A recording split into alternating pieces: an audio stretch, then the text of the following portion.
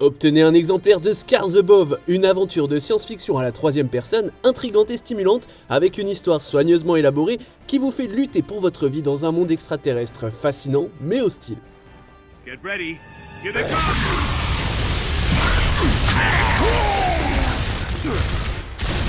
Salut tout le monde, c'est Xavier, bienvenue sur Watch Mojo Français. Aujourd'hui on se retrouve pour le top 10 des jeux de tir à la troisième personne les plus durs. Did he survive the crash, sir?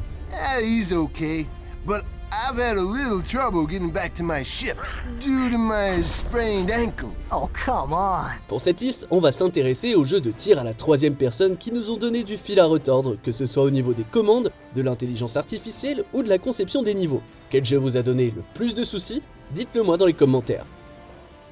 Numéro 10, Control.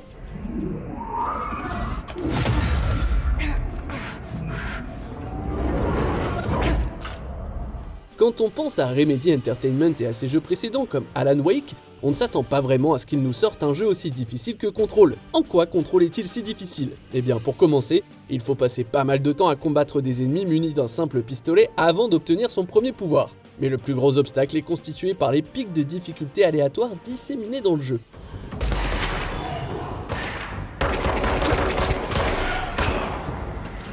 Des hordes d'ennemis surgissent parfois pendant une éternité, et les boss attaquent avec une férocité sauvage, ou bien disparaissent et oublient comment naviguer correctement dans la zone.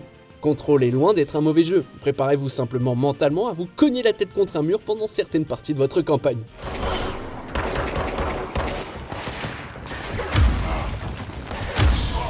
Numéro 9, Metal Arms Glitch in the System.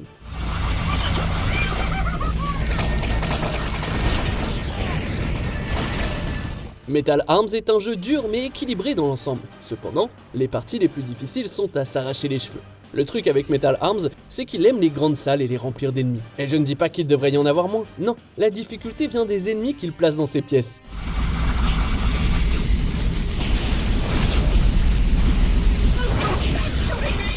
Le 1000 bots moyen ne pose pas trop de problèmes, mais si on ajoute des titans, des robots zombies, des gardes et peut-être quelques scientifiques, c'est là qu'il vaut mieux avoir fait le plein de grenades et de munitions, clairement.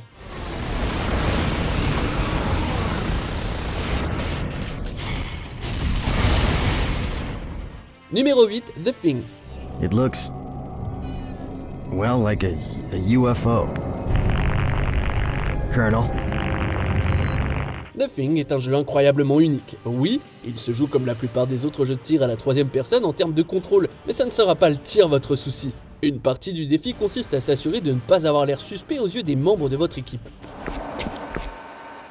This should help. Si vous mettez trop de temps à effectuer une action ou si vous tirez sans réfléchir, un membre de l'équipe peut finir par vous prendre pour la créature du titre et vous abattre.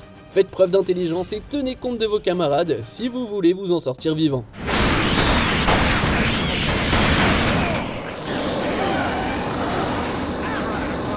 Numéro 7, Ratchet & Clank. Doubt it. He's a pro hoverboarder, always going off about how cool he is. Looks like he's in trouble. I'll say. Ce qui est amusant avec Ratchet, c'est que presque tous les jeux de la franchise sont pour la plupart assez faciles, du moins tous les jeux après Going Commando. Alors pourquoi s'en prendre au jeu original? Eh ben principalement parce qu'il est très différent des suites plus évoluées.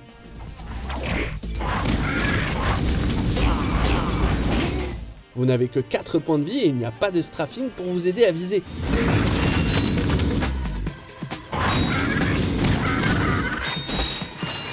Vous devez vous contenter d'utiliser la plupart de vos armes. Heureusement, les armes qu'on peut lancer, comme les grenades, sont accompagnées d'un viseur au sol pour vous montrer où elles vont atterrir avant de les lancer.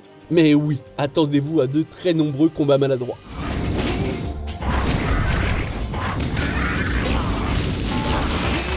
Numéro 6, Kid Icarus Uprising.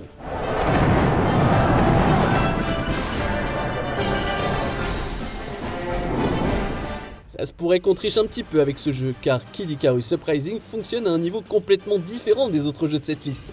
Avant une mission, Uprising permet aux joueurs de choisir le niveau de difficulté qu'ils souhaitent et offre des récompenses d'autant plus importantes que le niveau est élevé. Inutile de dire que le jeu devient dingue lorsque vous commencez à aller au-delà de la difficulté 6 ou 7.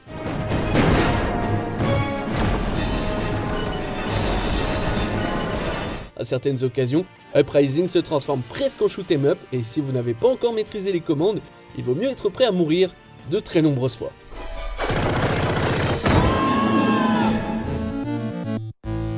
Numéro 5, Jack 2, hors la loi.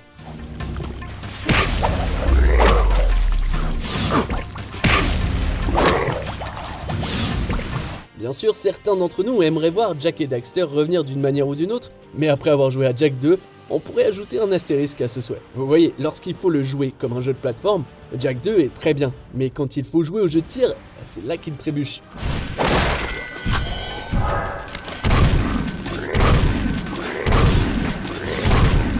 Comme dans le premier Jack et Daxter, la visée peut être un véritable casse-tête car Jack vise de son propre chef. Cela peut rendre le combat frustrant par moments. De plus, bien que vous disposiez de plus de points de vie que dans le premier jeu, les ennemis vous enlèvent toujours 2 portions de votre barre de santé de 8. En gros, vous jouez à Jack 1, mais en y ajoutant des éléments supplémentaires qui rendent le combat éreintant.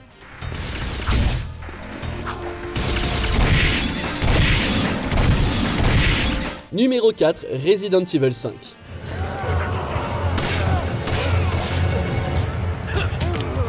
La vache, Resident Evil 5, c'est quelque chose d'autre, hein. Pour être honnête, il y a des jeux plus difficiles. Le tir est bon, les ennemis sont coriaces mais corrects, et les énigmes ne sont pas super complexes. En mode coopératif, c'est un beau jeu. En solo, par contre, c'est là que surviennent les problèmes.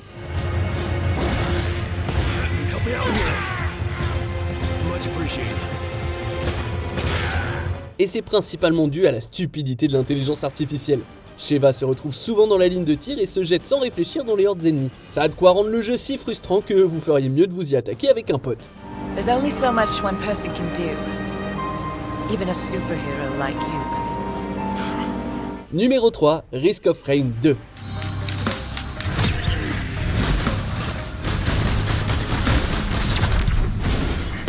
Risk of Rain 2 est un cas intéressant en ce qui concerne le genre des roguelikes. Alors que la plupart des roguelikes suivent toujours une structure linéaire avec leurs difficultés et rendent les choses plus difficiles à mesure que vous avancez dans votre course, Risk of Rain 2 lie sa difficulté à un chronomètre. Plus vous mettez de temps à trouver la sortie et à achever le boss, plus le jeu devient difficile.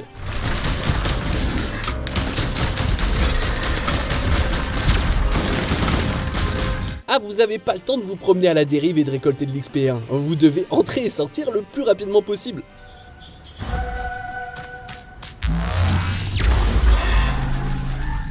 Bien sûr, si vous voulez absolument vous rendre la tâche difficile, allez-y, prenez votre temps.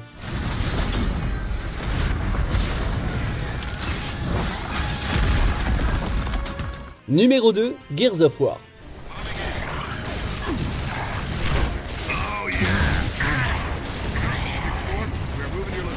Les jeux Gears of War font partie des jeux de tir les plus difficiles à jouer, mais bon sang, ils sont incroyablement satisfaisants à jouer. Parmi tous ces jeux, le premier Gears vous donnera peut-être du fil à retordre, car il vous pousse à être précis dans vos tirs.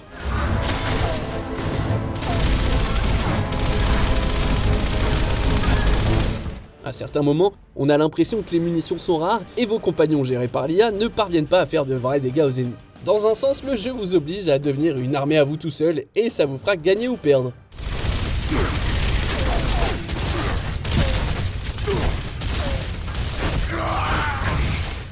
On arrive presque à la fin. Nous publions de nouvelles vidéos chaque jour, alors avant de continuer, abonnez-vous et activez la petite cloche et les notifications sur téléphone pour ne rien rater. Numéro 1, Returnal.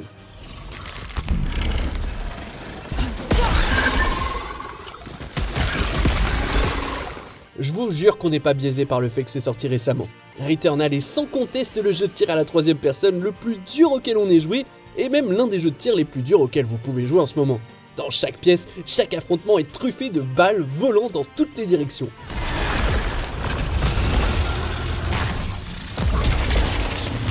La conscience spatiale est la clé de la survie ici, et un seul faux pas peut mettre fin à votre partie avant que vous ne réalisiez où vous vous êtes trompé. Et malgré tous les défis, toutes les épreuves et les tribulations qu'il vous fait subir, Returnal vous fera revenir encore et encore.